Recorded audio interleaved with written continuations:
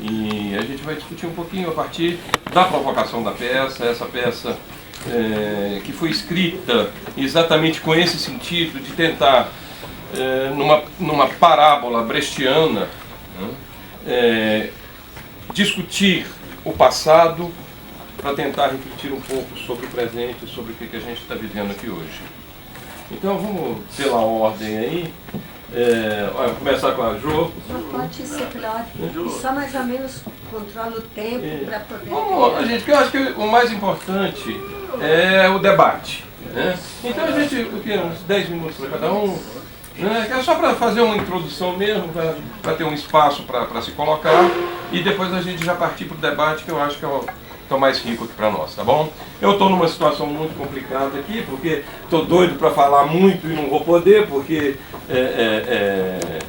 eu sou apenas o mediador do debate, né?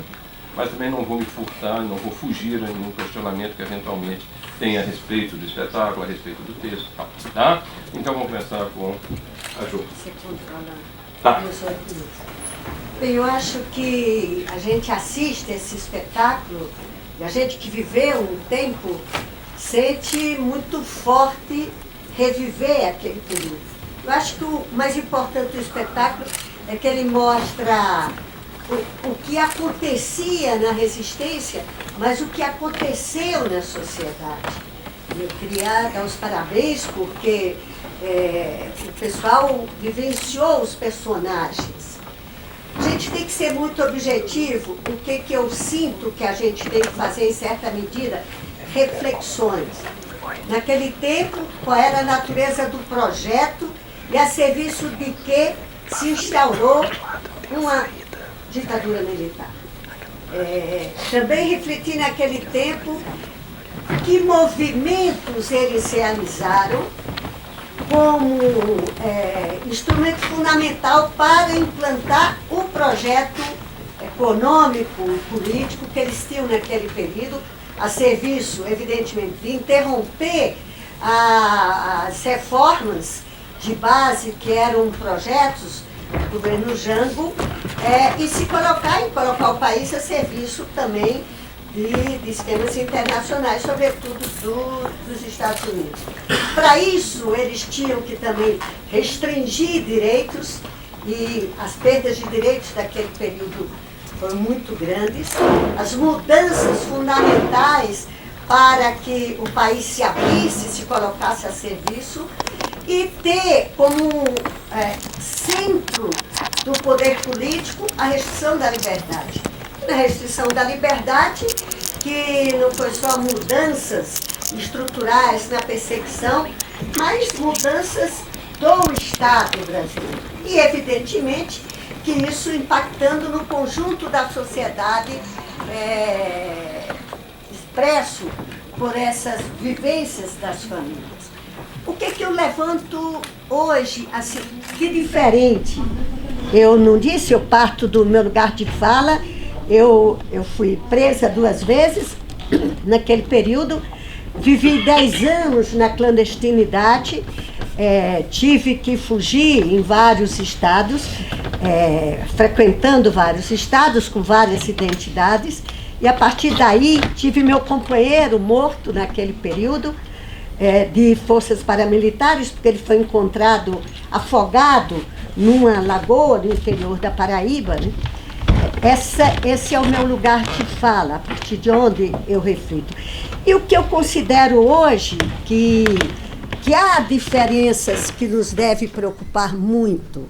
Primeiro, o contexto de crise estrutural do capitalismo, que leva a uma situação que a hegemonia do sistema financeiro impacta o conjunto da sociedade capitalista no qual predomina e a gente vive. E chegando a situações como nós estamos vivendo hoje, a disputa entre a China e os Estados Unidos é uma disputa para além da disputa comercial, uma disputa pelo domínio da tecnologia.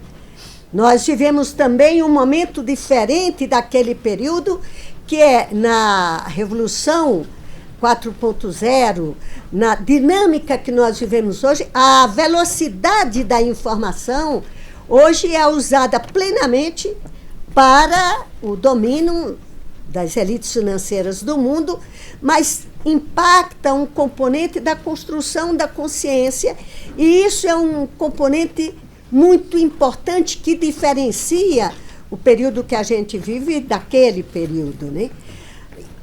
Também um terceiro componente que eu acho que a gente vivencia hoje, que a crise estrutural do capitalismo, o sistema financeiro leva as elites a terem duas opções no seu domínio.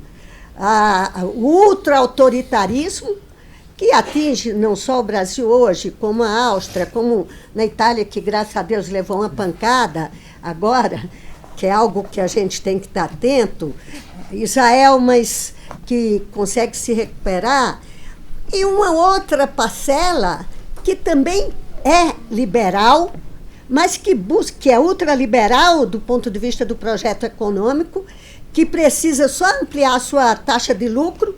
Então, desenvolvimento não tem essa preocupação, como ampliar a sua taxa de lucro, e que busca fazer isso, pelo menos com alguma forma menos autoritária do que as elites do ultra-autoritarismo. Nós não temos aqui um momento em que, olha, a social-democracia era uma alternativa naquele período para o desenvolvimento do capitalismo, era possível isso. Hoje já não existe. Nós estamos enfrentando uma situação que leva, assim, a grande balela, que é essa coisa da ameaça do comunismo, no momento exatamente em que os projetos socialistas, eles existem na China, sobretudo no Vietnã, um pouco em Cuba, mas que não têm essa perspectiva que eles procuram entender, mas eles têm que transformar o comunismo como sendo a grande ameaça, porque tem que ter um inimigo,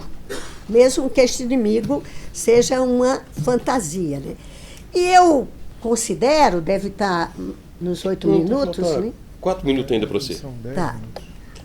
Eu considero, qual é o desafio nosso hoje? O golpe ele assumiu formas completamente diferenciadas, porque ele não se iniciou com a eleição do Bolsonaro. Toda a estrutura autoritária, ele se inicia desde o período que Eduardo Cunha foi ameaçado ir para a Comissão de Ética, e a partir daí ele desencadear uma movimentação envolvendo elites, inclusive, que com essa obsessão contra o projeto dos governos populares, entraram numa vereda que eles mesmos hoje perdem o controle.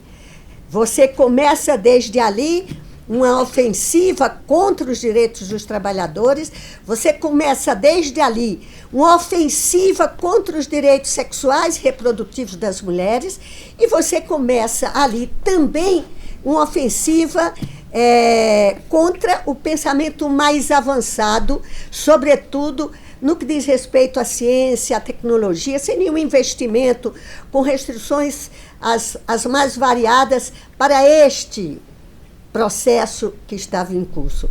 Claro que eu diria que hoje nós temos no centro, que é o projeto deles, uma disputa civilizatória que se dá nos marcos do ataque à ciência, à educação e à cultura. Este é o centro, porque aí é preciso deter o pensamento crítico. Então, o ataque civilizatório começa na sala de aula, porque a sala de aula é o único espaço em que, do ponto de vista ideológico, o filho de uma família evangélica que é condicionada a um pensamento pode ter outros pensamentos. E numa outra dimensão, numa ofensiva contra o papel das mulheres na sociedade. Isso eu digo porque nós começamos esse processo contra ideologia de gênero, para retirar a palavra gênero de qualquer lei, desde a discussão sobre o Plano Nacional de Educação até as últimas os últimos projetos de ofensiva contra os direitos sexuais e reprodutivos. Dentro desse contexto, nós temos como diferença, e aí eu acho que marca, é a marca da diferença do projeto. Este não é um projeto de Brasil, este é um projeto de absoluta submissão e subserviência ao imperialismo americano sob a égide do ultraliberal Trump. Diferente, radicalmente diferente. Está se desconstruindo tudo. Está se desconstruindo toda e qualquer estrutura que possa estimular o desenvolvimento econômico, as mudanças no papel do BNDES, a restrição aos investimentos de qualquer natureza. A taxa de investimento do Brasil é uma desestruturação do Estado. E mais adiante, até uma destruição disfarçada da estrutura de poder que existia mesmo autoritária. Ele desmonta, ele transforma parte da Polícia Federal, parte do Ministério Público, parte de setores da Justiça, num vínculo com essa violência estruturada que são as milícias. Então, hoje você tem uma impregnação de parte do Estado com parte do crime organizado a serviço do projeto que está no poder. E, por último, eu acho que o grande desafio nosso é como recuperar a vontade transformadora da sociedade. A vontade transformadora que leva muitos de nós que estamos nessa resistência a não acreditar na possibilidade, a se encastelar, a se colocar dentro dos mortadelas, sem que a gente tenha condições da construção desse diálogo. O desafio é como que se cria uma frente, não como aquela frente ampla, que era uma frente ampla a partir de cima, mas com uma frente ampla, com o envolvimento do conjunto das forças a partir da base, como está se dando, por exemplo, na luta das universidades, como se deu na luta da resistência cultural desde o primeiro momento, como se inicia na luta da resistência das mulheres e como deve se materializar na resistência que vai se dar nas eleições de 2020.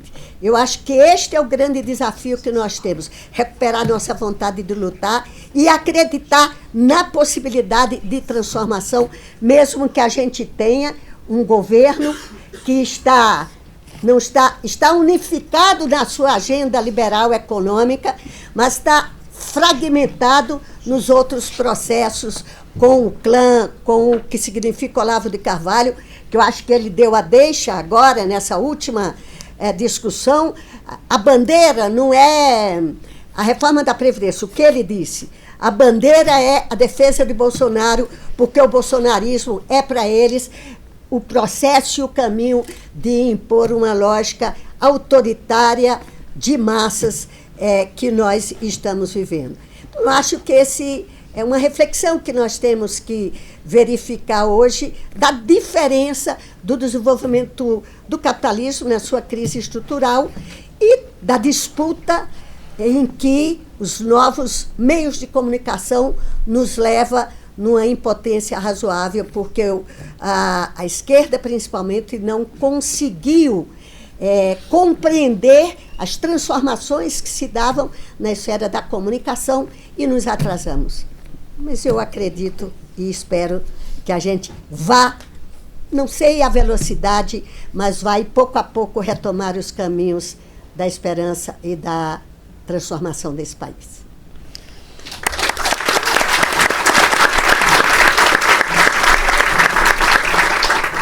Gente, obviamente eu vou ser generoso com os nossos debatedores, não vou cortar ninguém, tá?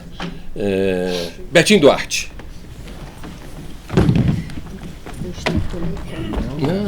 Boa noite a todos. Eu não sou comunista não, mas eu vou fazer uma subversão aqui, viu, Luiz? Primeiro eu queria chamar seus filhos aí, seus meninos, os atores. Vem cá, Ná,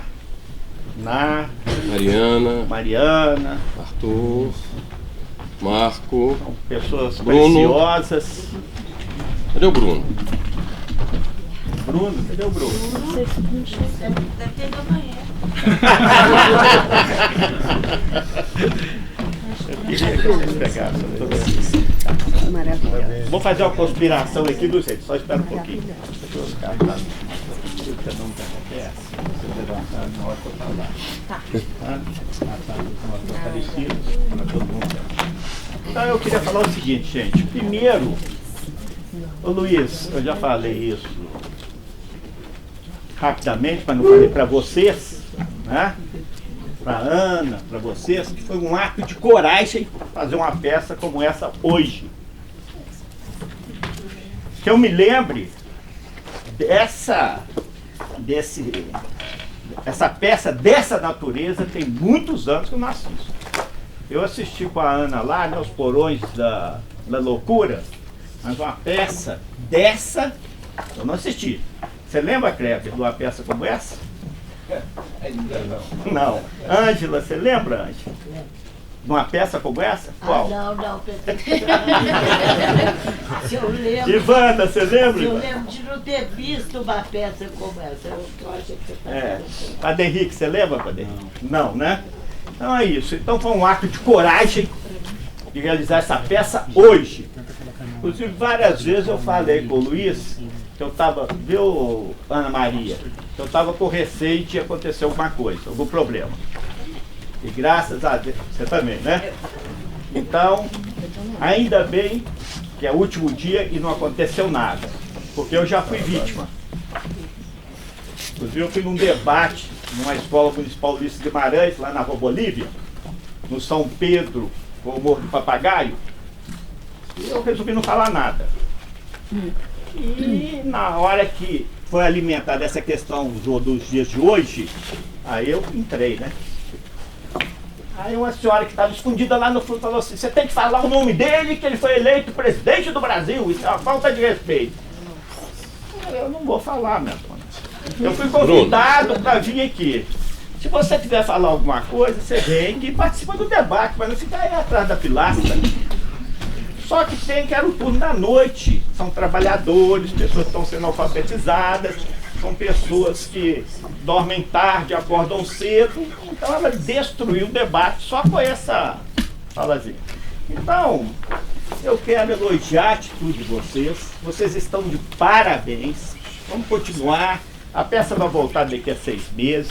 Não, daqui a 3 semanas. 3 semanas, mas são 6. 73 anos, né, Ângela?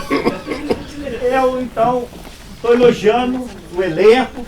O Teatro Marília sempre foi um local de resistência.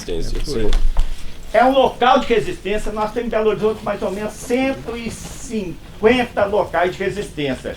Como vou falar daqui a Igreja São José, o Teatro Marília, né, o Maleta e outros tantos que eu não vou mencionar aqui agora.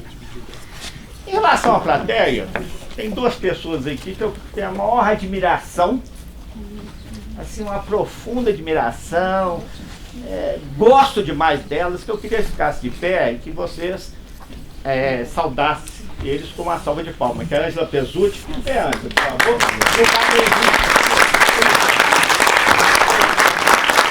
Falaram na igreja.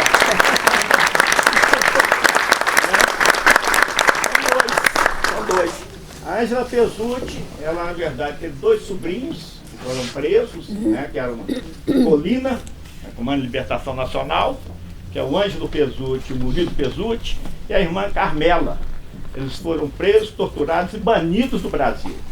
Todos 3 estão falecidos. E o Padre Henrique está em todas. Inclusive, a reunião que nós fazemos é exatamente na Igreja São José, mas não é na escadaria. Agora já pode entrar lá dentro. E a Igreja São José também foi vítima do terrorismo de extrema-direita. Foi muito pichada, foi... Então, isso que eu queria lembrar para vocês, que na verdade é o seguinte, quando a Ana falou assim, eu não lembro o rosto, etc e tal, daquelas pessoas, eu trouxe o cartaz aqui, eu gostaria que eles mostrassem, se vocês falassem presente, de todos os mortos desaparecidos mineiros. Cada um vai levantando. Você fala o nome, mostra, e vocês falam presente, que é a nossa homenagem a esses que lutaram, foram assassinados e muitos estão desaparecidos do país. Começar. A peça não acabou não, viu, gente? Vocês vão ter que trabalhar um pouquinho, viu? Depois você passa. Tá. Olha, você paga o cachê para eles, viu? Não, a gente tá fazendo sem. Não precisa. É importante. Augusto Soares da Cunha. Presente. Alexandre Vanucci Leme. Presente. Eduardo Colin Leite, Bacuri. Presente. Antônio Carlos Bicalho Lana. Presente. Adriano Fonseca Filho. Presente. Arnaldo Cardoso Rocha. Presente. Áurea Elisa Pereira Valadão. Presente. Antônio Joaquim de Souza Machado. Presente. Fernando Santa Cruz. Presente. Carlos Alberto Soares de Freitas. Presente. Augusto Soares da Cunha. Presente. Eduardo Antônio da Fonseca. Presente. Gerson Teodoro de Oliveira. Presente. Carlos Schirmer. Presente. Francisco Emanuel Penteado. Presente. Nelson José de Almeida. Presente. Benedito Gonçalves. Presente. Elber José Gomes Goulart. Presente. Jeová Assis Gomes. Presente. Ciro Flávio Salazar Oliveira. Presente. Francisco José de Oliveira. Presente. Rodolfo de Carvalho Troiano. Presente. Gildo Macedo Lacerda. Presente. Itair José Veloso. Presente. José Roberto Arantes de Almeida. Presente. Daniel José de Carvalho. Presente. Humberto Albuquerque Câmara Neto. Presente. Walter de Souza Ribeiro. Presente. Abelardo House Alcântara. Presente. Juarez Guimarães de Brito. Presente. Orlando da Silva Rosa Bonfim Júnior. Presente. Devanir José de Carvalho. Presente. Dalício Soares Aranha Filho. Presente. Elcio Pereira Fortes. Presente. Eduardo Collier. Presente. João Batista Franco Drummond. Presente. Otávio Soares Ferreira da Cunha. Presente. Elson Costa. Presente. Ivan Rocha Guiar. Presente. Antônio dos Três Reis de Oliveira. Presente. Ivan Mota Dias. Presente. José Maximino de Andrade Neto. Presente. Paulo Roberto Pereira Marques. Presente. Inês Etienne Romeu. Presente. Luiz Paulo Cruz Nunes. Presente. José Carlos Novaes da Mata Machado. Presente. Osvaldo Orlando da Costa. Presente. José Guimarães. Presente. Raimundo Eduardo da Silva. Presente. José Júlio de Araújo. Presente. Sérgio Landulfo Furtado. Presente. Maria Auxiliadora Lara Barcelos. Presente. Pedro Alexandrino Oliveira Filho. Presente. Getúlio de Oliveira Cabral. Presente. José Toledo de Oliveira. Presente. Maurício Guilherme da Silveira. Presente. Valquíria Afonso Costa. Presente. Joel José de Carvalho. Presente. Raimundo Gonçalves de Figueiredo. Presente. Padre João Bosco Penido Burnier. Presente. Luiz Andrade de Sá Benevides. Presente. Zuzu Ângel. Presente. Paulo Costa Ribeiro Bastos. Presente. Horacílio Martins Gonçalves. Presente. Acho que o meu acabou. Marco Antônio Dias Batista. Presente.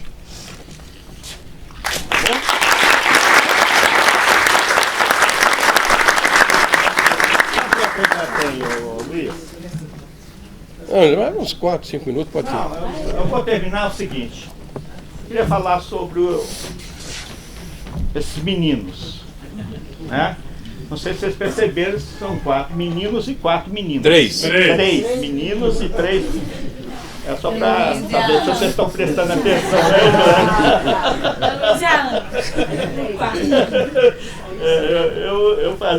Meu irmão fazia isso comigo, né? Eu estava contando, aí ele errava. Eu falava, tá errado. Ele falava, só para saber se você está prestando atenção. Mas são 3 meninos e 3 meninas, não é isso? A idade máxima, até eu perguntei pro seu pai, ali pro seu irmão, qual é a sua idade? 20 anos, né? Então, são pessoas novas, pessoas que estão há mais tempo ou não no cenário, Mas isso é fantástico, né? Eu não sei se o pai dele, o seu pai, O meu pai. seu pai, ele, porque, não sei se ele, quantos anos que você tem, nem precisa falar. Não vou falar também não. Mas vejam bem, se ele tem 20, quer dizer, a família, quer dizer, a ditadura tem quantos anos? 55 anos do golpe militar. Eu era criança.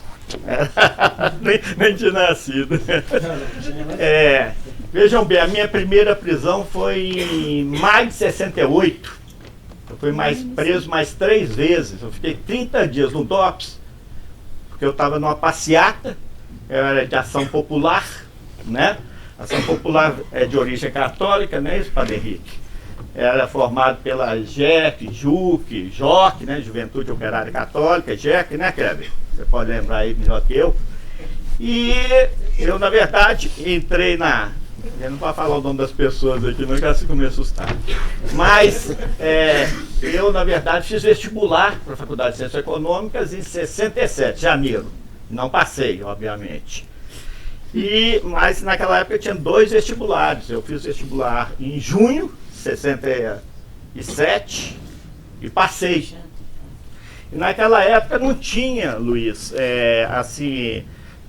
vocês já não entravam direto no curso, tinha 2 anos de ciclo básico, depois você definia por administração, ciências contábeis ou economia. Na verdade, tinha também os sociólogos, né, Juarez? Que no golpe eles separaram os sociólogos porque falavam que os sociólogos influenciavam os economistas, administradores e os que faziam ciências contábeis. Que nem hoje. Que nem hoje. E a Faculdade de Ciências Econômicas tinha uma das melhores bibliotecas do país, detonaram tudo, puseram fogo em tudo, jogaram tudo fora, né? Então eu entrei no meado de 67 já na Ação Popular. A Ação Popular era católica, mas em 64 foi para a clandestinidade, virou depois marxista, leninista e maoísta. Aldo-seriano primeiro. Aldo-seriano. Mas depois virou marxista, leninista e maoísta. E mal pregava a integração na produção. Ou você ia para a área rural, ser camponês, ou para a área operária, principalmente aqui na cidade industrial, ser operário, né? Quando você falou, por exemplo, para sua mãe que não podia falar, em 68, quando a gente estava prevendo o golpe, né, que foi a AI-5, a Ação Popular começou a deslocar os seus quadros ou para o campo ou para a cidade. No meu caso, eu fui deslocado para o campo. Eu fui ali para Campo Redondo, perto de Varzelândia. Lá teve uma revolta de poceiros, o Saluzinho, né? Salustiano Pereira. Ele fizeram uma revolta lá e foi preso, barbaramente torturado. A mulher depois morreu de tanta tortura, né? Ficou meio doida. E nós fomos para lá, para essa área de poceiros. Exatamente isso que você falou. A minha família, eu não falei absolutamente nada com a minha família. Eu arrumei as malas, saí, mala não, né? Não arrumei nada. Eu não podia levar nada daqui, né? A viagem foi uma viagem maluca, né? Aqueles catajeca que vão parando. E à noite eu peguei um cavalo e galopamos a noite inteira. Inclusive eu cheguei lá no dia seguinte e o chefe lá da área me perguntou se eu estava bem. Claro, companheiro. E como eu não tinha nunca andado a cavalo, minha bunda estava toda sangrando. Então já começou assim. E você tinha para andar para comer, né? Então a gente acordava às 6 horas da manhã e até 6 horas da tarde, comia fava, não é isso? Tinha uma espécie de rato, que a gente matava também, que chamava o que? Acho que é preá, não é isso? Preá. E favo de mel. E não tinha água na região. A gente tinha que cavar um buraco, pegar o lenço e, na verdade, ferver aquela água para poder beber e fazer a comida. Enfim, essa que é a história. Aí a luta continuou. Para terminar, então, eu queria dizer a você o seguinte. Eu até escrevi um livro sobre os atentados terroristas em Minas Gerais. Em Belo Horizonte, como foi falado aqui, era uma cidade, e para mim ainda continua sendo uma cidade Subversiva. comunista. Subversiva. E acabou o tempo, Ana? Tá bom. Então a Ana está falando que acabou o tempo. Então, eu só queria falar isso. Nós, na verdade, o que eu tenho a dizer é o seguinte: o nome do livro é Estamos Vivos, a volta será pior. Então, eles voltaram, mas nós nunca fomos. Nós estamos sempre lutando. Muito obrigado.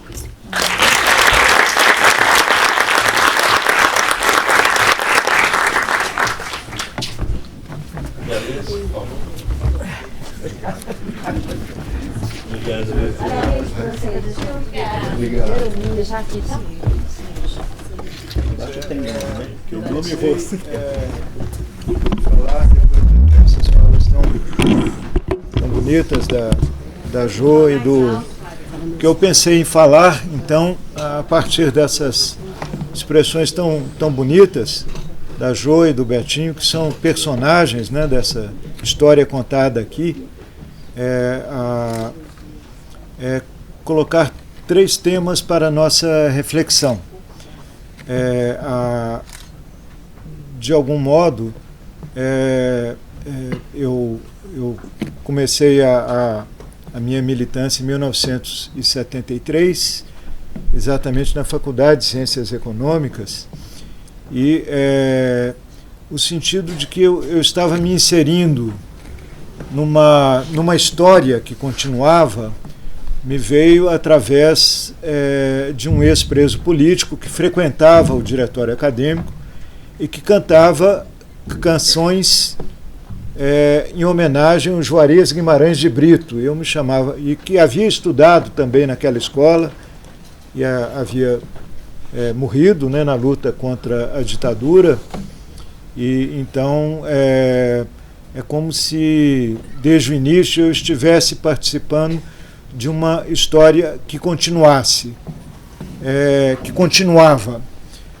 Eu penso que os 3 grandes méritos da peça, na minha primeira impressão, o primeiro é esse.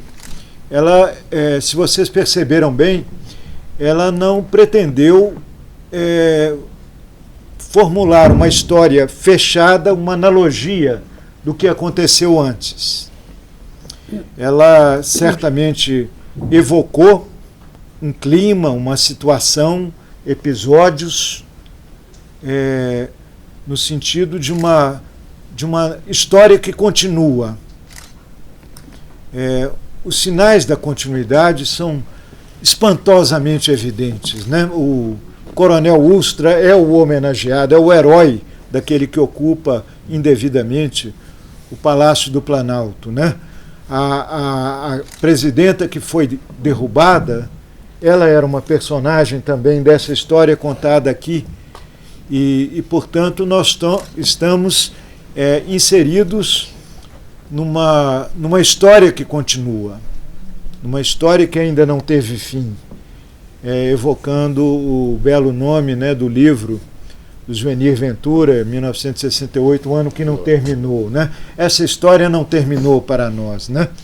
E é muito bonito, enche os olhos de alegria, o nosso coração de alegria, de sentimento, ver que nós somos uma tradição. Ver esses jovens aqui, ver a Ângela Pesutti aqui, ver o Padre Henrique, ver o próprio Betinho e a Jo Moraes, que carregam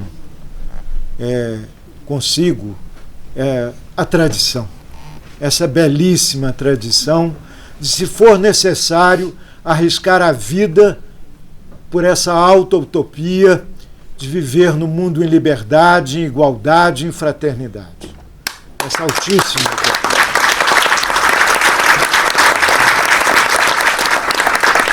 Eu penso que a segunda proposição de reflexão da peça, que eu acho muito interessante, é de nos contar como se fosse e é realmente uma história aberta. Ela não conclui nada, ela não propõe nenhuma lição, ela não conclui para nós, mas ela nos expõe, né, a uma situação de uma história aberta. Eu digo isso porque muitas vezes os pensadores analisam os fatos passados como se eles tivessem realmente que como se eles fossem inexoráveis, como se eles tivessem acontecido porque havia uma força por detrás que levou esses fatos a acontecerem independente da vontade dos homens. Não é assim, nós aprendemos, né? E eu penso que nós estamos vivendo hoje no país, o que nós estamos vivendo não era inevitável. Não era inevitável que a presidenta Dilma fosse derrubada, não era inevitável que o Bolsonaro fosse eleito presidente, e, portanto, nós, enquanto participantes dessa história, somos chamados a refletir sobre se algo poderia ter sido feito para evitar o que ocorreu. Eu penso que nós estamos diante de dois grandes deslocamentos políticos no país que acompanham deslocamentos políticos internacionais. O PSDB, de um partido neoliberal no interior da democracia brasileira, passou a ser um partido golpista e com uma expressão forte de ultradireita. O Alckmin hoje é a esquerda do PSDB, por incrível que isso possa parecer. O PSDB, no segundo turno, suas candidaturas, seus governadores eleitos em São Paulo e no Rio Grande do Sul, apoiaram explicitamente Bolsonaro. O candidato do PSDB em Minas procurou o Bolsonaro para apoiar e o Bolsonaro não quis. Mas ele procurou o Bolsonaro para apoiar no segundo turno. E o candidato do PSDB no Ceará era um general que pregava abertamente a revolução, o golpe de 64. Então, houve um grande deslocamento de um partido que ocupava um lugar importante na democracia brasileira, na polarização. Isto gerou uma desestabilização de várias estruturas decisórias, midiáticas, empresariais, para o caminho do golpe.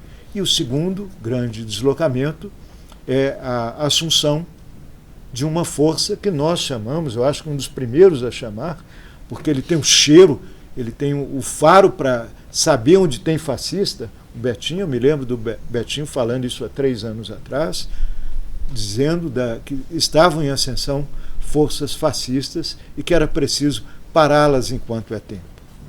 A grande lição que nós temos a tirar, talvez, dessa reflexão é que as esquerdas não se uniram.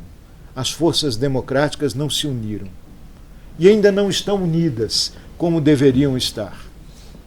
Eu me lembro que uma das autocríticas do secretário-geral do Partido Comunista Italiano é que, mesmo após o delito Matteotti, na ascensão do fascismo na Itália, as esquerdas italianas não se uniram. Então, mesmo com Lula preso, mesmo com Marielle assassinada, nós não fomos capazes de produzir uma chapa única nas eleições do ano passado. Houve avanços, mas não ainda suficientes para constituir isto que a Jô está formulando como uma frente democrática em torno dos princípios civilizatórios dos direitos humanos que devem organizar pela base a nossa luta. O povo sabe o valor da democracia pelos seus direitos que estão sendo esmagados. E é por aí que nós devemos nos unir, através da defesa de algo que não se pode jamais negociar, que são os direitos humanos de todas as pessoas. E, por fim, eu penso que a peça é muito inteligente porque ela nos coloca em várias situações dialógicas, mostrando flutuações de consciência, né? E nós estamos numa cidade que votou majoritariamente em Bolsonaro. Nós estamos numa cidade que votou 67%. majoritariamente em Bolsonaro. E por isso o Betinho, inclusive, faz o elogio da coragem cívica dessa peça, da importância dela ser encenada aqui, neste lugar. A coragem cívica. Mas eu quero falar, então, da jornada não cumprida da justiça de transição. A justiça de transição, que reconhece o valor do direito de resistência e, por isso, nomeia como heróis cívicos os que aqui foram apresentados. São tão heróis do Brasil como Tiradentes, como outros que morreram para fundar o nosso país, como Zumbi do Palmares e outros. E ela nos coloca 4 desafios. E eu termino com isso. O primeiro desafio é o da verdade, restabelecer a verdade.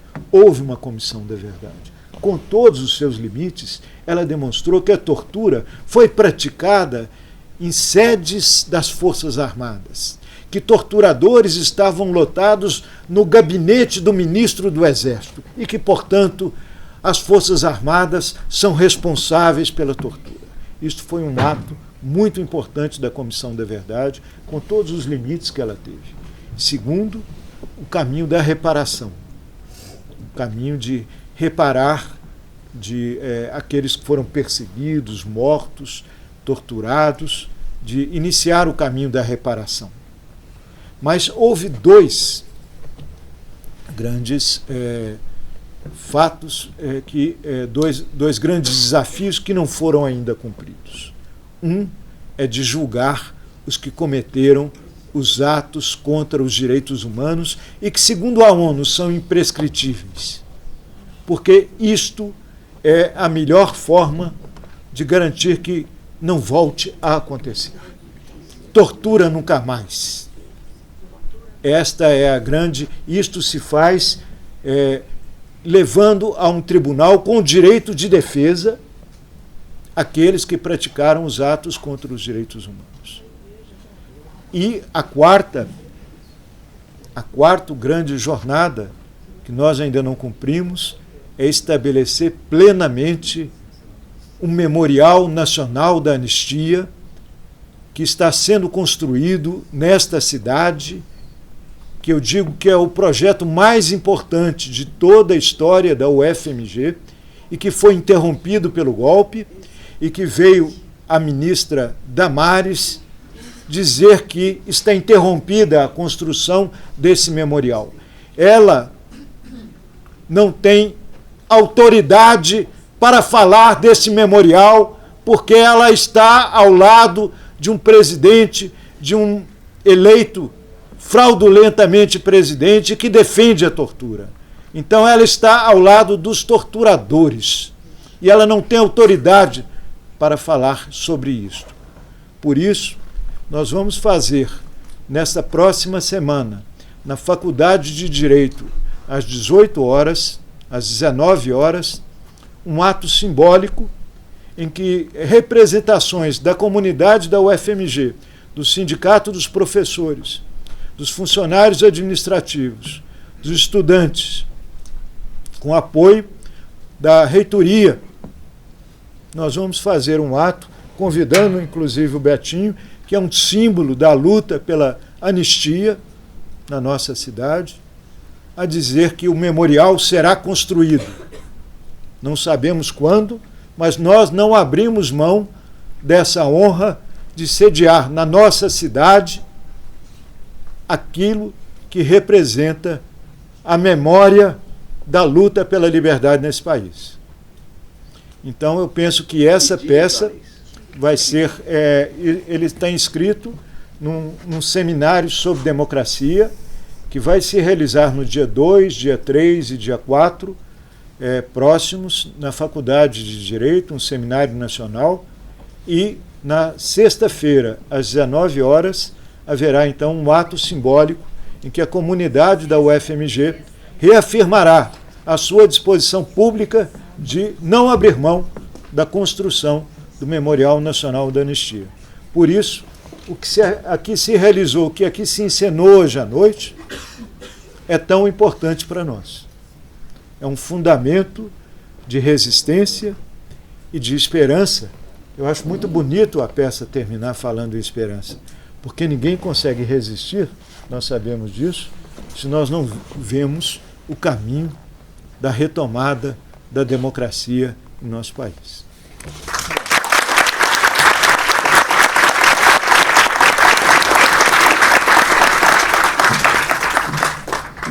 Eu queria, antes de abrir a palavra para a plateia, agradecer as palavras do Juarez, muito gentis, muito importantes para nós que estamos fazendo esse espetáculo, importante para essa meninada de 20 anos, né, Betinho, que tem essa compreensão da necessidade desse espetáculo nos dias de hoje.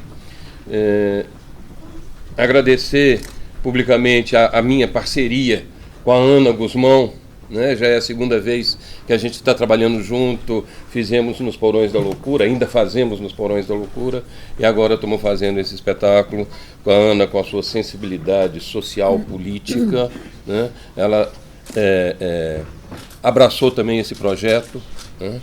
E dizer que a companhia de teatro, ela nunca abriu mão do seu compromisso com a luta pela liberdade, pela democracia, pelos direitos humanos. No espetáculo que nós fizemos há alguns anos, quase 20 anos, chamado Troianas, tinha um momento que o coro dizia uma coisa, né, que eu vou seguir repetindo e repetindo sempre, para que essa coisa não aconteça outra vez. Desculpa.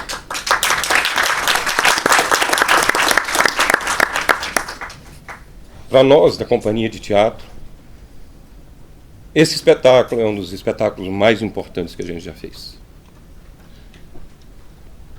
E, surpreendentemente, né, outro dia nós fizemos um ensaio aberto para uma meninada aqui do Colégio Dom Pedro II, para um ensaio aberto, né? Eles vieram, e menino de 14, 16 anos. Aí os meninos mesmo, Betinho, né?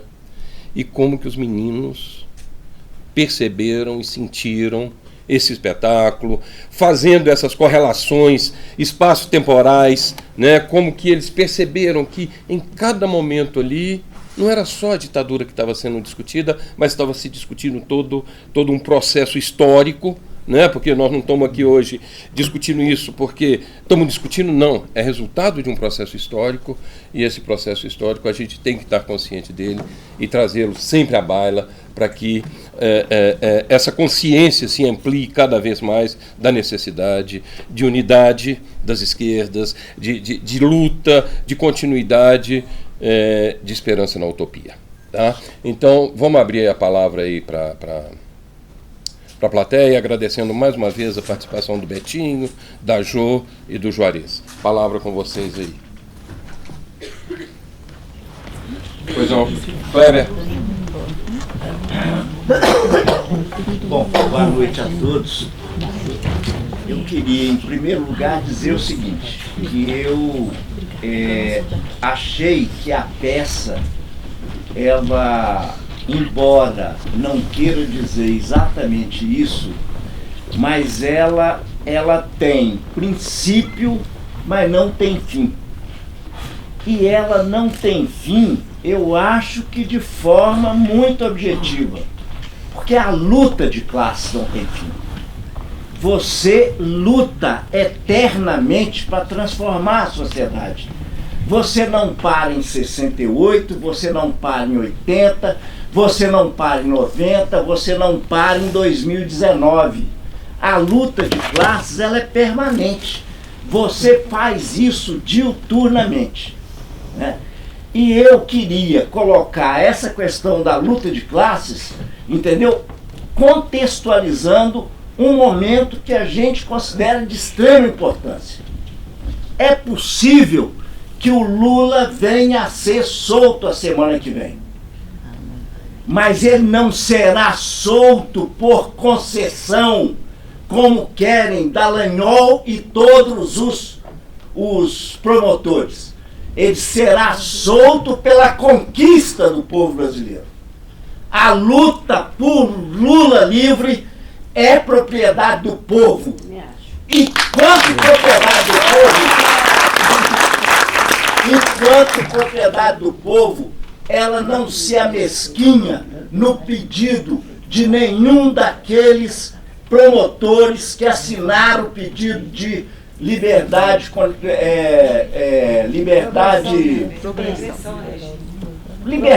provisória para o Lula. Eu estou querendo situar isso porque acho que a luta por Lula livre é um processo da luta de classe.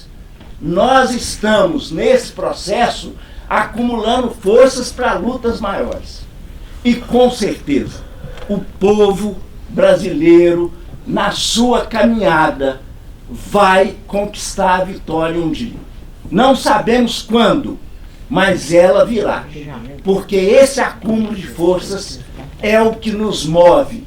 É através desse movimento do dia a dia que nós conseguimos acumular forças para chegar lá.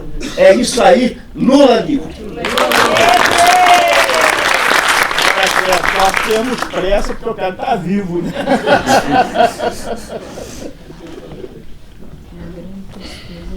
Mais alguém aí, gente? Qual que é o posicionamento com essa proposta louca desse governo com relação às universidades federais? Eu não sei, mas estou extremamente preocupada, né, com 3 filhas no processo universitário. E o que vocês podem até me esclarecer com que posicionamento que é esse agora desse governo com as universidades federais?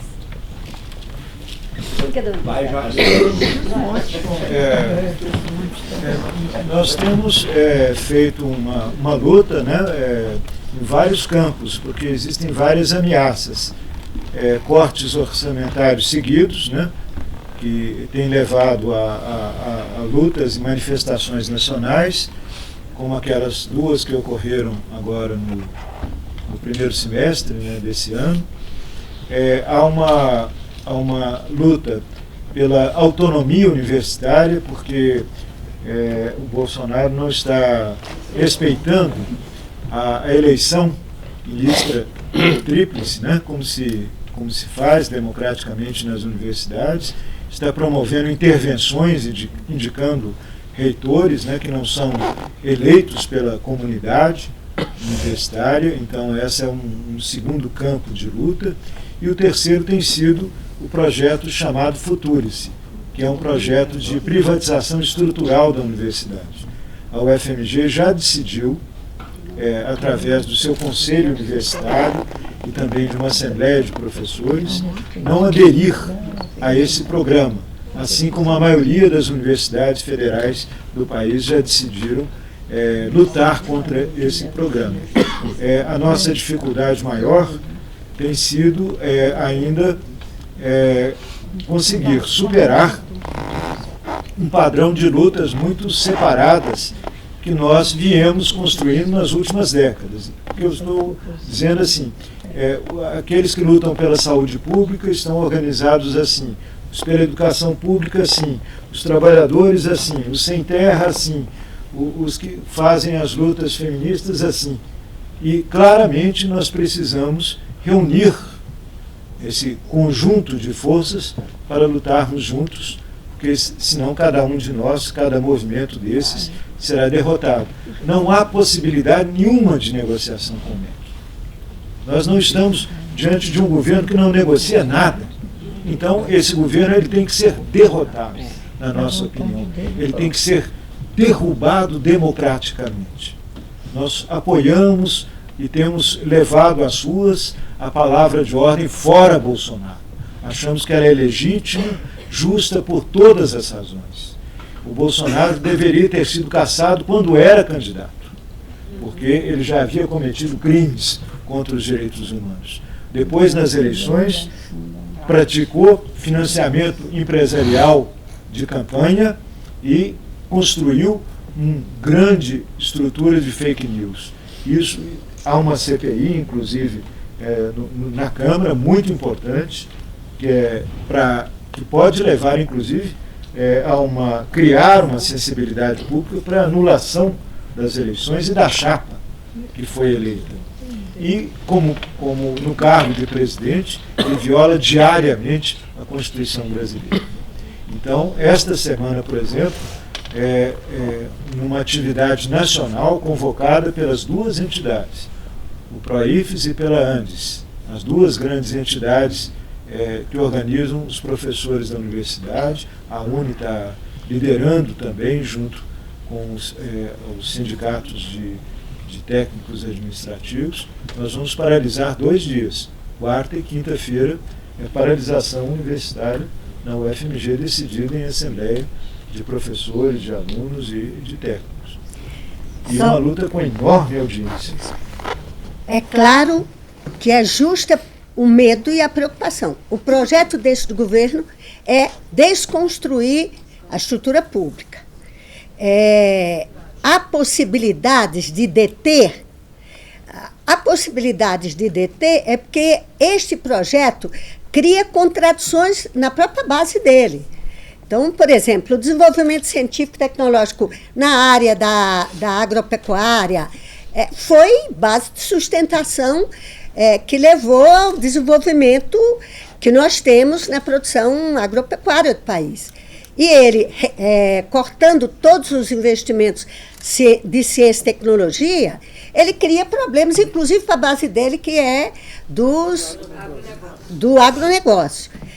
Por isso que a gente conseguiu uma pequena vitória quando ele pediu um recurso, um aumento suplementar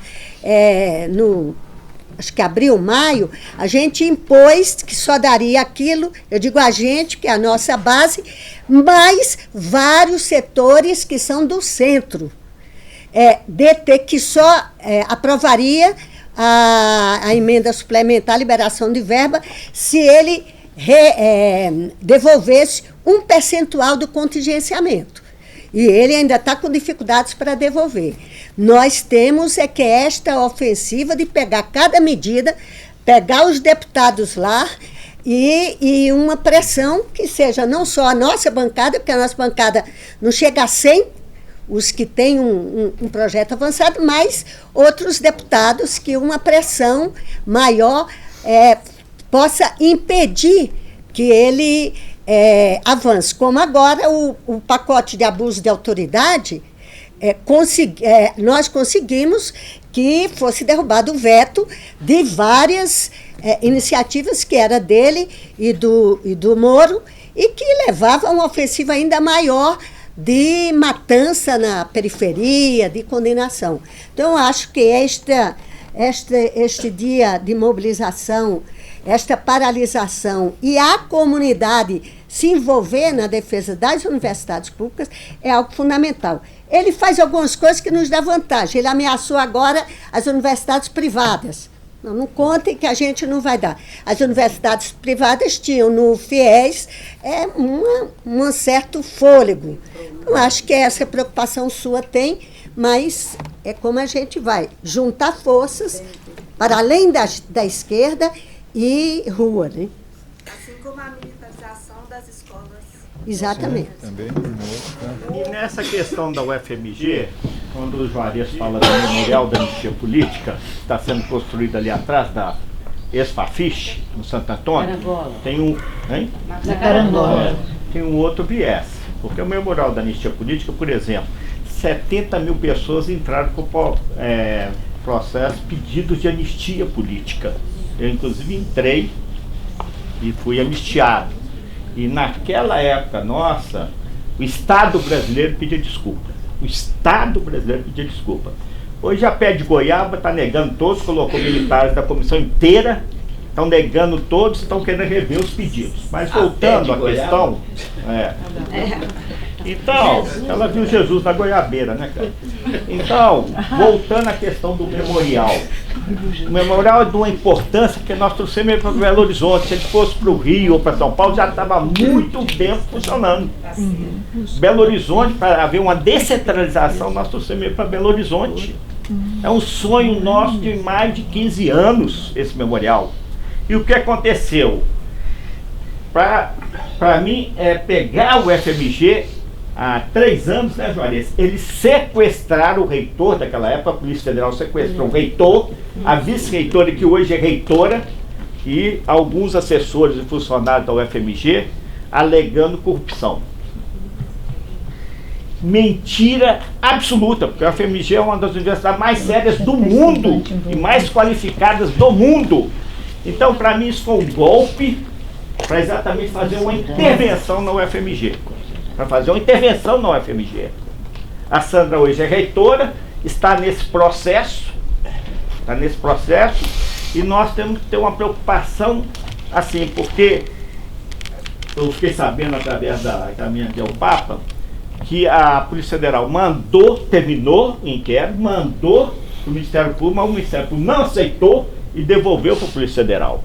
Então está havendo um jogo, para mim, para envolver o FMG, intervenção e a privatização da UFMG. Então nós temos que ter essa preocupação também. Mais alguém?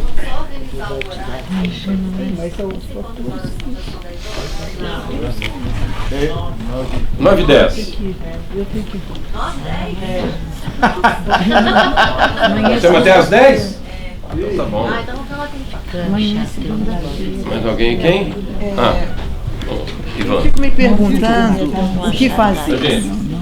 A gente como população, a gente como da nossa geração, principalmente, que tivemos nas ruas aí desde muitos anos, né? Que eu fico lembrando de uma frase que falavam assim, quando foi a passeata dos 100 mil, foi logo depois da morte do Edson Luiz. Logo depois teve 68, que é o que inspira essa peça. Todos esperavam que fosse muito mais gente para as ruas. No entanto, a análise que fazem, eu não consigo entender. O povo se cansou.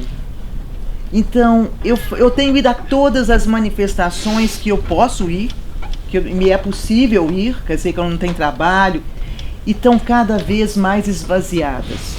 As que estão com mais gente são as que têm os jovens. Eu acho que os jovens é que conseguem número, que conseguem uma coisa significativa que na nossa época existiam. Quando eu vou nas manifestações, estamos todos nós de cabelos brancos, né?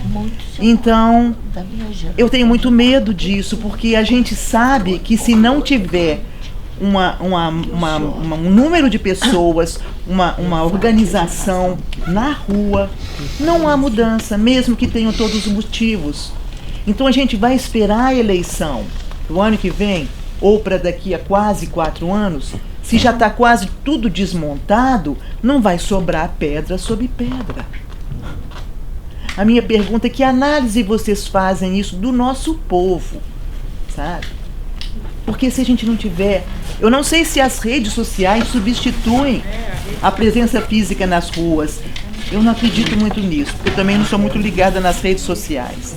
Então tem lá votação contra impeachment nas redes sociais. Isso é significativo? Até que ponto que a gente vai conseguir, ou a gente vai ter que esperar as eleições? Imagina a gente daqui a quase 4 anos, gente. Não vai sobrar nada. Vamos ficar apáticos? Eu tenho uma coisa também que uma vez me falaram, que eu achei muito interessante. Sobre as gerações. Nada contra as gerações dos jovens, de jeito nenhum. Mas que uma geração que sofre, ela cria homens fortes, mulheres, seres humanos fortes, né? Que depois criam situações fáceis. E a geração, às vezes, seguinte, são pessoas mais fracas, que depois tem que sofrer para se tornar fortes, entende? Temos que viver gerações para haver mudança. Porque o golpe existiu, houve milhares de pessoas nas ruas, na época de Dilma, querendo tirá-la, né? Manipulados. O que vocês acham? Eu acho que essa preocupação sua é o que levou o tamanho dessa peça e a dimensão que ela assumiu e a adesão. As pessoas só se movem por aquilo que acreditam e que vê em perspectiva. Nós não esgotamos a análise do golpe. Nós não compreendemos, e aí quando eu falei, olha, tem uma crise no mundo. O país estava em crise, não foi a política da Dilma que levou o país à crise. Foi um processo de desenvolvimento do capitalismo que nós cometemos alguns erros, do ponto de vista da política econômica, desonerações, que levaram o país a viver essa crise fiscal, mas havia um processo objetivo que nós precisávamos nos adequar e que politicamente agora ficou verdade que se ela cometeu alguns erros na condição política, o Lula ia para o governo exatamente não para aquilo que eles disseram. A Intercept revelou que era para recompor uma aliança política para buscar alternativas. E eles foram hábeis e ágeis para darem um golpe, e um golpe aplastador. E na campanha é bom que a gente lembre o reflexo da ofensiva do WhatsApp no processo aqui, todo mundo sabe, inclusive aqui. Aqui quem ia ganhar no segundo turno era a Anastasia. Ele mesmo falou, 48 horas antes, 1,5 milhão de votos antipetistas, que foi isso que moveu esse povo, migrou para o Zema. Então eu acho que a gente vai ter que buscar uma alternativa que nós ainda não temos, do ponto de vista como retomar o desenvolvimento econômico, que investimentos, que busca. Essa parceria com a China vai nos ajudar. A gente tem condições de enfrentar o Bolsonaro, o Guedes e essa turma. Como resistir a esse processo? Só que eu acho que a gente vai começar pelo grande movimento que a resistência cultural teve, o grande movimento que a resistência à educação tem e outros pequenos movimentos que a gente possa ir acumulando para que a gente chegue, não esperar as eleições, mas esperar o crescimento do debate, da consciência e da unidade da sociedade para que a gente possa ir enfrentando. As eleições são uma consequência desse processo de construção e de mobilização que pode vir ou não pode vir.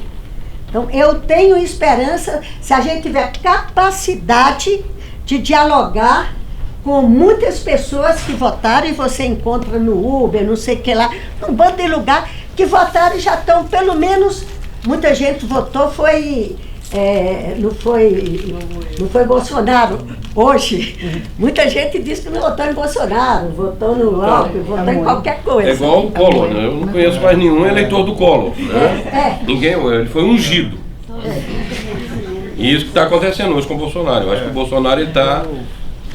Eu acho assim que, complementando e na mesma direção da Jo, que é possível avaliar de forma serena e equilibrada que o governo Bolsonaro está caminhando para índices cada vez maiores de impopularidade.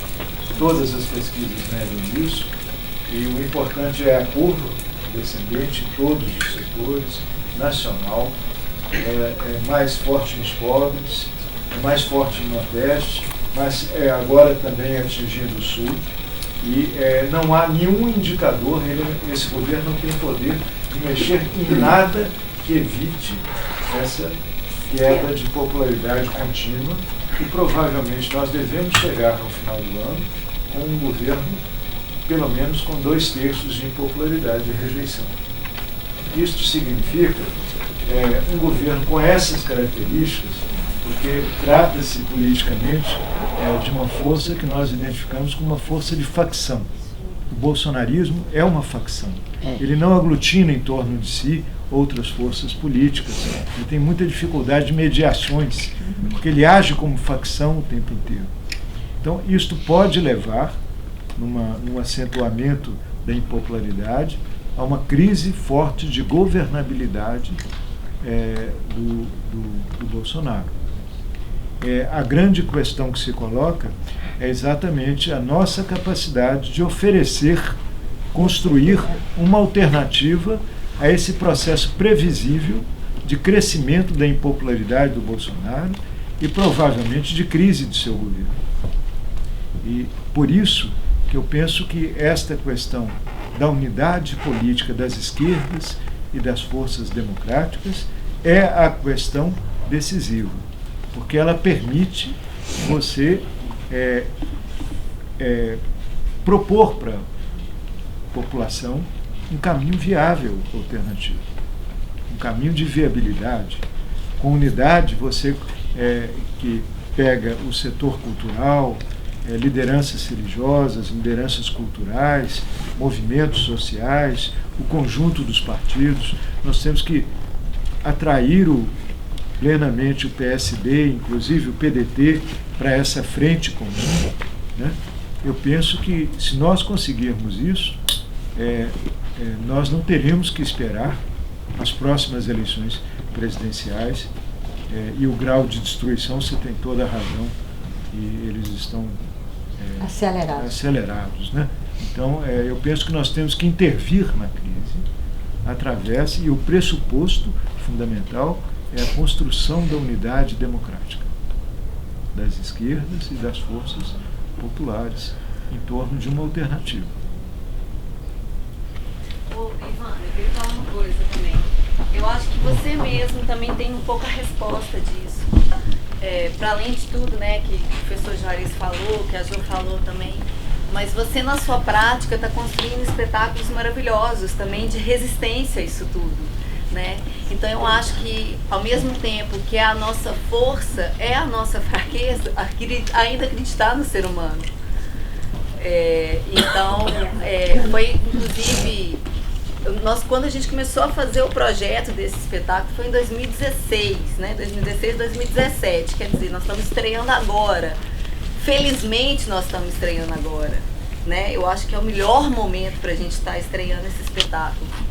Mas tem uma escolha política de construir, Os Porões da Loucura, se alguém aqui assistiu, é um espetáculo que conta a história do hospício de Barbacena. Então já tem um posicionamento político muito forte no espetáculo e um discurso a favor do ser humano, né? A luta antimanicomial é uma luta maravilhosa e construída através da base, né? As pessoas envolvidas ali, junto com os portadores de sofrimento mental, conquistaram isso, conquistaram a luta antimanicomial. Ninguém deu para um doido a liberdade, isso foi com muito custo. E então eu acho que assim, ao mesmo tempo que a nossa potência pode ser a nossa fraqueza, acho que a gente tem que continuar fazendo a nossa arte, cada vez com mais coragem, como você faz. Né? A gente tem essa arma, né, Ana? Então mas a gente, como é o que a Jo está artista... propondo. Eu acho que é novamente nos encontros, nos diálogos.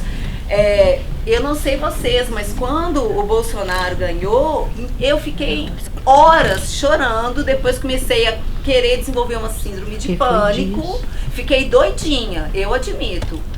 A primeira fase ali eu fiquei completamente fora do ar. Depois eu falei, não, gente, acho que boa parte da população, né? Depois eu falei, não, peraí, ele não vai me vencer, não vai.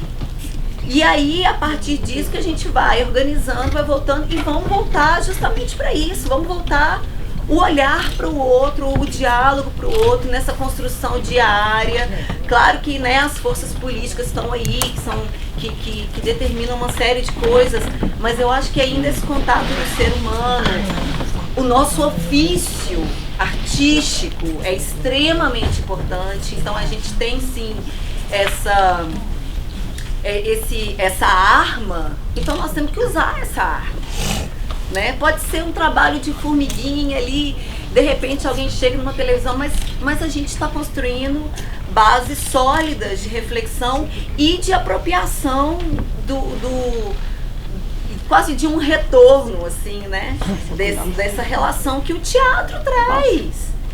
Então é isso, bora voltar, bora continuar, assim, é só pra te falar, sem dúvida, né? sem dúvida. Você tá aí, você já tem muito da resposta da sua pergunta. Não, sem dúvida. A gente tendo a arte conosco, a gente tem essa arma.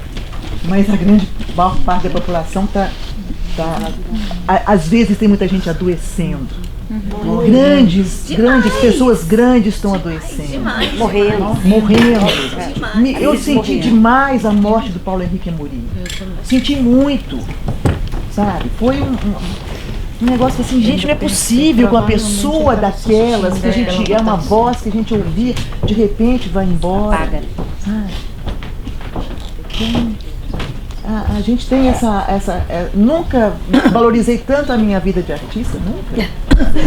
É isso. Acho que E aproveitando a fala da Ana, meu nome também é Ana. Vocês têm uma arma esse sentimento muito grande, de fim, de perda, de medo, realmente nos foi generalizado. Assim como ela, vocês têm a arte, nós somos várias pessoas que eram amigas, nós começamos a nos encontrar como uma forma de nos proteger, ainda não era nem resistir, né? Uma forma de não enlouquecer, de não entrar em pânico, de não entrar debaixo do cobertor e ficar. Então, nós começamos a pensar o que nós vamos fazer para mostrar, para comunicar com outras pessoas, e aí nós começamos a abordar, né? E começamos a abordar, e começamos a ir bordar na rua, bordar na rodoviária, foi fantástico, porque aí você senta do lado das pessoas, o que você está fazendo, bordando? Pô, mas você está bordando, querendo a volta, tá? Você acha que a Dilma, não, desde a Dilma. Linhas do Horizonte. E aí nós criamos, então, um grupo, que no princípio tinha um foco, e ampliou muito, que era, na época, ainda o Linhas do Horizonte, que esse grupo depois criou o Filhote, e e o ato de bordar virou um ato político e de resistência, né? Então nós bordamos faixas que estão hoje na Europa acompanhando o Comitê Internacional Europeu Lula Livre, né? E isso nos fortaleceu. Assim como a arte, né? Que vocês, da forma como foi feita, a peça que... Né, eu falei, gente, eu achava que podia entrar por ali alguém mandando parar a peça, porque eu comecei a ter medo. As lembranças me deram medo, né?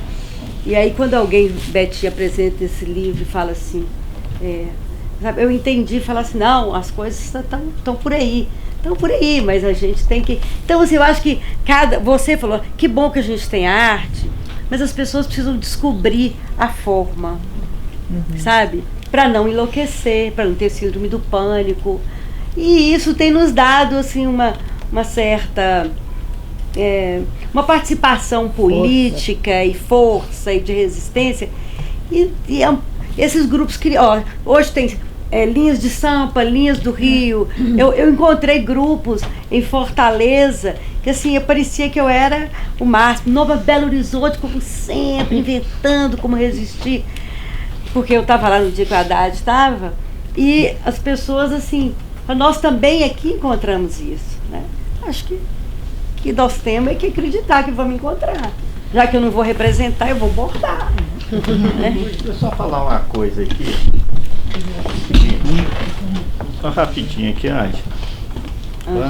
Eu vou te levar, viu? Não te preocupa não. Eu vou te levar. Olha aqui, vejam bem. Tem pessoas. Eu estou em todas as manifestações. Todas. Eu vou falar porque eu vou nas manifestações. Primeiro, que é um ato político. Segundo, para exatamente isso, encontrar com os amigos, né? A gente. Terceiro, para aprender. Porque a gente conversa para cá, conversa para lá, etc. Tal, e a gente vai aprendendo. Terceiro é terapia, porque eu xingo até a mãe. E quarto é também ginástica, porque você sair aqui da Praça Rosarinos e para a Praça lá Da estação, passando pelo Raul Soares. Passando para Raul Soares e descendo para a praça da estação e depois voltar a pé porque não tem carro. Então, agora uma coisa que eu falo com você é o seguinte: veja bem que já reduziu o número de pessoas aqui, mas nós temos que respeitar vocês. Ficar aqui, a Ana está falando aí quantas horas são, mas se ficar uma pessoa, nós temos que conversar com as pessoas. Eu me incomoda profundamente, Ivana, quando eu vou na manifestação e as pessoas ficam perguntando assim: quantas pessoas tem? Eu falo assim: eu estou aqui e você está aqui, então somos 2. Ah não, porque teve 200 mil, 150 mil, não sei o que. São 2, que 2 mais 2 são 4, porque a Terra, segundo Olavo Carvalho, é plana, para nós é redonda, né? Então tem uma soma. Então é o seguinte: ontem inclusive teve um seminário lá na Câmara que o Franklin Martins veio, e eu falei sobre a importância desse espetáculo, quer dizer, o teatro, o canto, porque nós progressistas, não vou falar nem da esquerda, não estamos sabendo comunicar com a população. Não estamos sabendo comunicar com a população. Por isso eu valorizei essa peça e muito vou continuar valorizando. Primeiro, nós não temos um veículo de comunicação. Durante anos nós não temos. Nós não temos. Não temos um jornal, não temos uma TV, não temos um rádio, a não ser a Rádio Favela, né, que estava lá ontem, o fundador da Rádio Favela, que é o Misael, né, que atinge toda, e é uma das maiores rádios, né, independentes que tem. Então, os nossos panfletos são péssimos, são longos, mal escritos. Uma vez eu estava distribuindo um panfleto, Luiz, que eu estava distribuindo contra a invasão da Síria, e quando eu fui ler eu não entendi nada. Inclusive estava lá escrito Oriente Médio, estava escrito Médios Orientes. Então, os nossos panfletos são péssimos. As nossas manifestações, eu detesto essa questão do cara subir no caminhão. Eu sei o que o Rogério Corrêa vai falar, que a Bia vai falar, que o outro vai falar, que o outro vai falar. Em cima do caminhão é igual aquela, quando na escola de samba, como é que chama aquele que chama? Trio elétrico. Hein? Trio elétrico. Puxador de samba. Falar palavras de ordem para animar quem está lá embaixo. Porque nós estamos gritando fora Bolsonaro e o cara está lá fazendo discurso, não sei o que mais, etc. Então nós temos que reaprender a comunicar. Por que os evangélicos estão com, inclusive a Universal, estão com uma proposta de poder? Porque eles foram para a periferia. Antes, em Belo Horizonte, era um bar e um campo de futebol amador. Hoje é um bar e na garagem tem uma igreja evangélica. Eles foram para a periferia e eles falam para aquele povo. Então, inclusive, dão cidadania. Porque muitas vezes o cara que estava sarrapado lá, etc. e tal, passa a usar terno, etc. e tal, e com a Bíblia debaixo do braço. Isso dá uma certa para a pessoa. Então nós não fomos e não vamos. Os nossos movimentos geralmente são de classe média. E a população fica furiosa conosco quando inclusive nós fechamos o trânsito. Não entende. Teve um motoqueiro que me cuspiu na cara ali na Rua da Bahia, eu chegando na parte da estação, que ele falou que precisava trabalhar, etc e tal. Na verdade ele furou o bloqueio nosso e quase atropelou a pessoa. Por isso que a Damares está aparecendo. É por causa disso nós não estamos batendo em cima. Isso. Nós somos inteligentes. Nós temos gente inteligente. Isso. Não podemos dar muita oportunidade, não. Temos que reagir e resistir igual estamos fazendo aqui. Então, essa questão, por exemplo, da peça, a importância, o canto. Eu, quando fui preso em 68, só para terminar, quando fui preso em 68, eu fiquei 30 dias no DOPS. Quando eu cheguei lá, o Nilmário Miranda já estava lá. Ele foi me hospedou lá, numa cela. Então, o que eu lembro, assim, da minha prisão? Foi a música, aquele Não, é a outra. Para não dizer que não falei de flores. Não, que isso? É que os irmãos lançaram naquela época, em maio de 68. Eu vou lembrar ela daqui a pouco. Hein? Vale? A Viola mão que e toca Luarada. o violão, viola e Luarada. É, É a música que eu lembro, Luiz.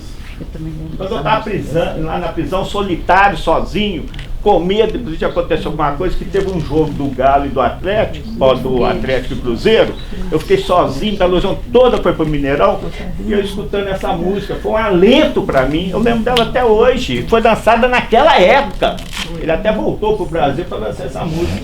Então é o canto, é a música, é a peça, e nós temos que aprender, gente, senão, agora, eu falo com vocês, 1 mais 1, 2, 2 mais 2, 4, não é isso, Ângela?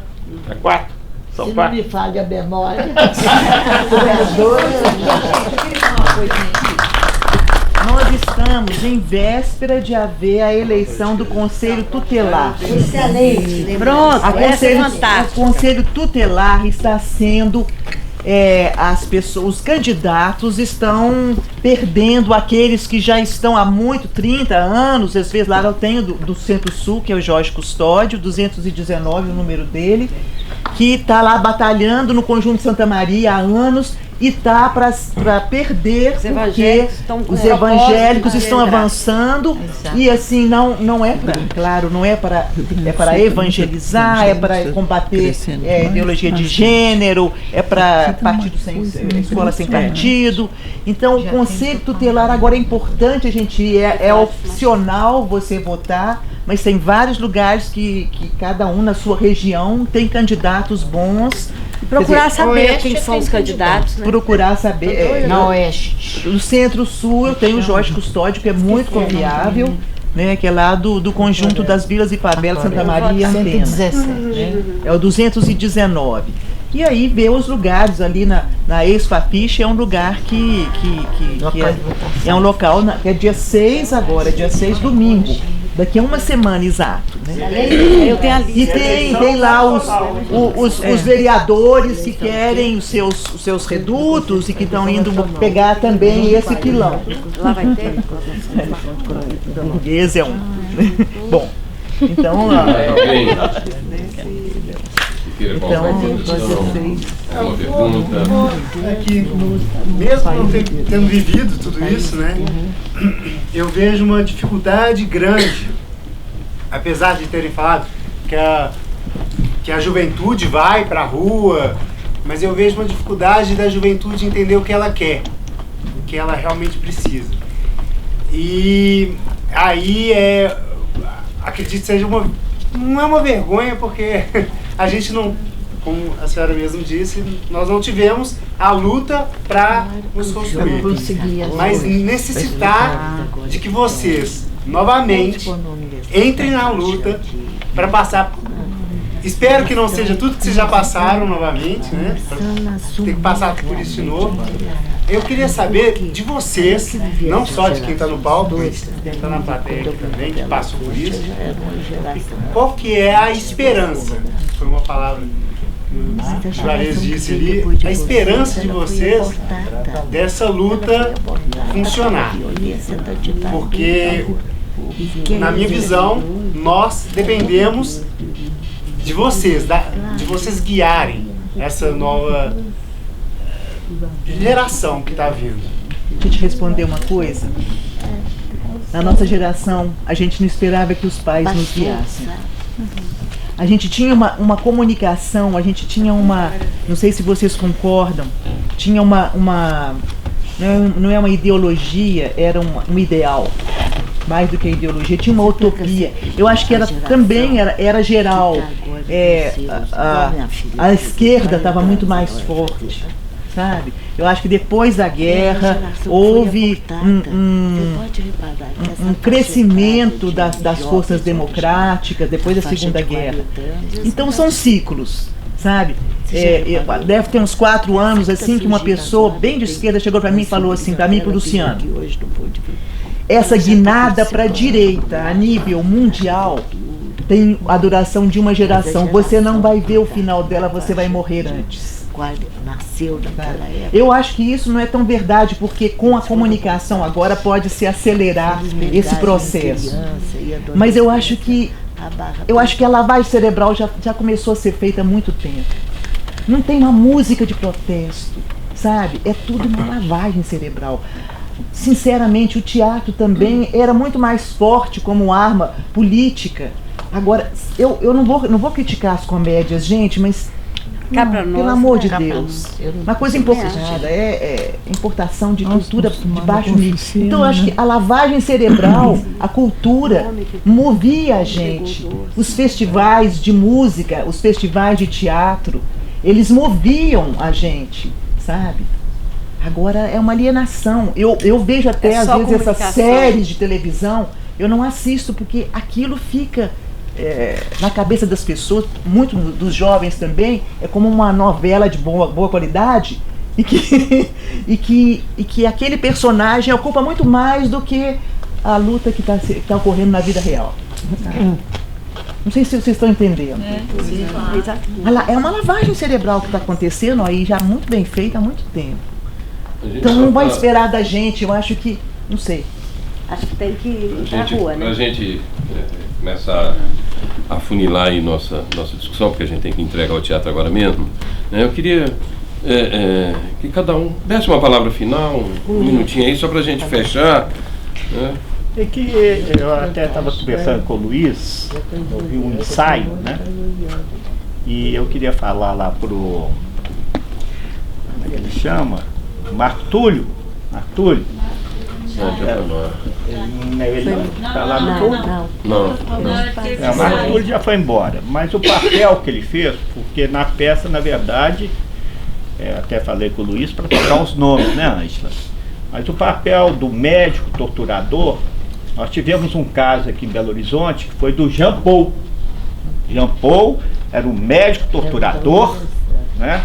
Não sei se o Kleber está aí, mas nós temos comprovação porque dois companheiros de AP, o Sálvio Pena e a esposa dele, a Ana inclusive tinha acabado de ter o Marcelo, né, filho, eles foram presos, eles estavam fazendo trabalho operário, foram levados para o DOPS, foram torturados. A Ana, na hora da tortura, abriu os pontos todinho, e o Jean Paul foi lá reanimar ela.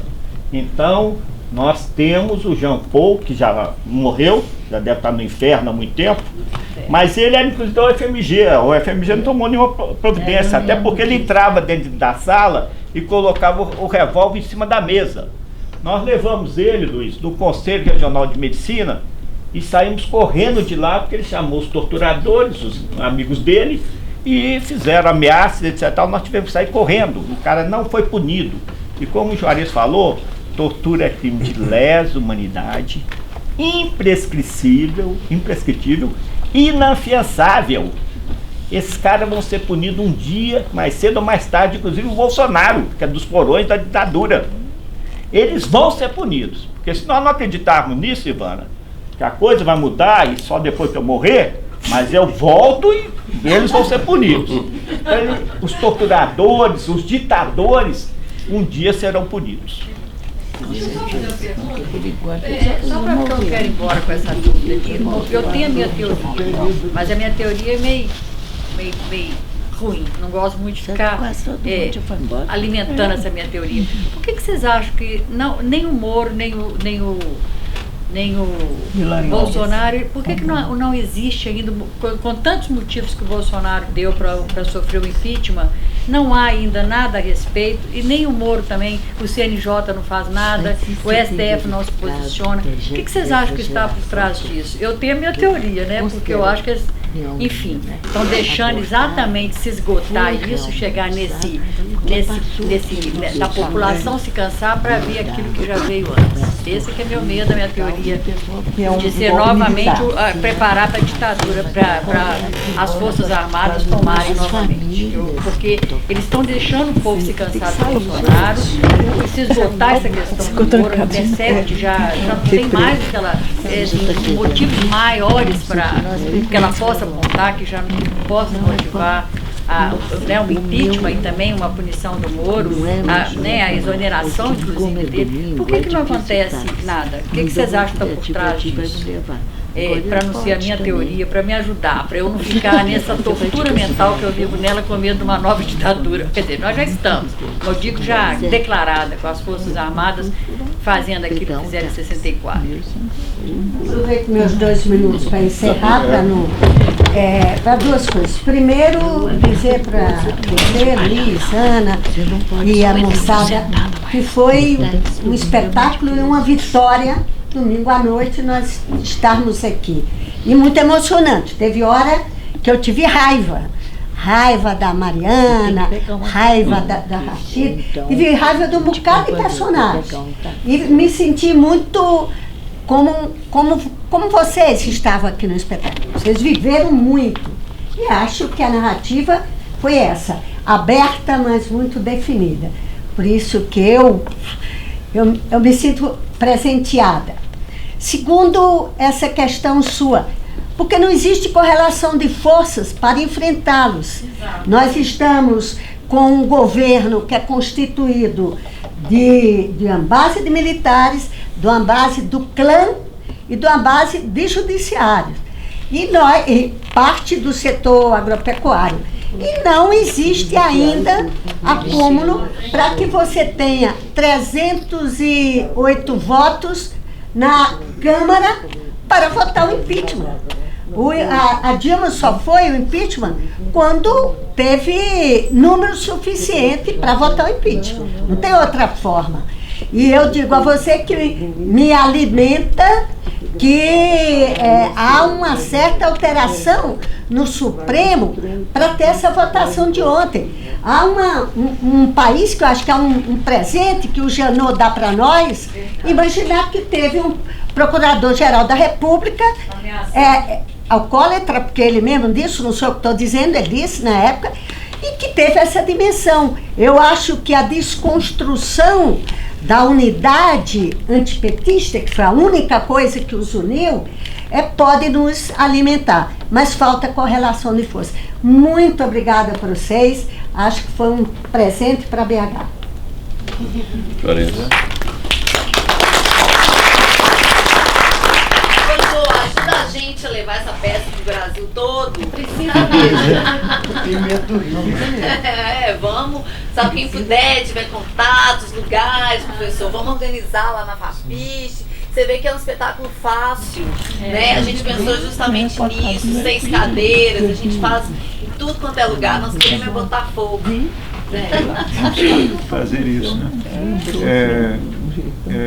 Eu penso assim que nós estamos vivendo um momento cuja característica é instabilidade política, com grandes movimentos de opinião pública, principalmente desde 2013, em que se criou uma situação de instabilidade política muito grande e claramente nós não chegamos a um momento de sedimentação de forças políticas, de correlação de forças e de consciência. O que eu acho que é possível dizer é que não é verdade que o bolsonarismo tenha uma raiz tão ampla na sociedade brasileira. As pesquisas estão demonstrando isso, né? Estão mensurando os núcleos bolsonaristas e são reduzidos. E eu penso que há um processo de formação de opinião. Nós deveríamos trabalhar com uma ideia de que um ciclo político se esgotou, não é possível mais voltar ao ciclo anterior, e fazer uma aposta que é aquela que a Ana estava formulando, e que eu acho que organiza essa peça que nos foi mostrada, que as paixões alegres podem sim vencer as paixões tristes. O que são as paixões tristes? São essas do ódio, a cultura do ódio, do preconceito, do ressentimento, da vingança, da violência. Quais são as paixões alegres? São essas que nos movem, que nos organizam as nossas vidas desde sempre, que são a paixão da liberdade, que é aquela que reúne a paixão da justiça, da igualdade, do encontro, do amor. preciso pronunciar muitas vezes essa palavra hoje na sociedade brasileira, porque há muita violência em torno de nós. Então, eu acredito que se nós conseguirmos construir esta unidade em torno dos princípios civilizatórios que expressam esses valores, essas paixões alegres, nós conseguiremos derrotar politicamente, isolar politicamente esse movimento do ódio que desestruturou a democracia brasileira e levou o Bolsonaro até lá. Nós conseguiremos desconstituir isto, né? E esta peça, então, faz parte desse amplo movimento, né, da cultura brasileira, de procurar esses caminhos de reconstituir os fundamentos de valores da democracia brasileira, que são os da liberdade, do amor, da igualdade. Bem, pessoal, só uma parte. Ivana, só para você ficar mais alegrinho, tem uma senhora ali, pergunta o nome dela para mim. O nome dela. Meu nome é Marlene. Marlene, ela é deficiente auditiva. Ela está aqui até agora, escutando tudo, prestando atenção em tudo. E veja bem, hein? Olha lá. É a única que veio, mas veio. Por isso que a gente tem que falar. Está reservado aqui várias cadeiras, mas ela está aqui até agora. Isso que é esperança, que o Juarez está falando. A esperança, o amor, a vontade, a alegria de aprender, de saber. Você está entendendo? Isso me deixa arrepiado. Uma salva de palmas para ela.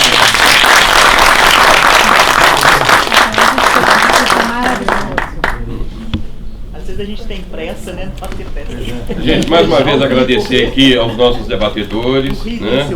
E agradecer a presença de todos e dizer que em novembro a gente vai estar de volta com o espetáculo e a companhia de teatro vai estar aqui no Teatro Marília dia 25, 26 e 27 de outubro com outro espetáculo nosso que é o Capitão Fracasso, que é um espetáculo que discute a função social do teatro.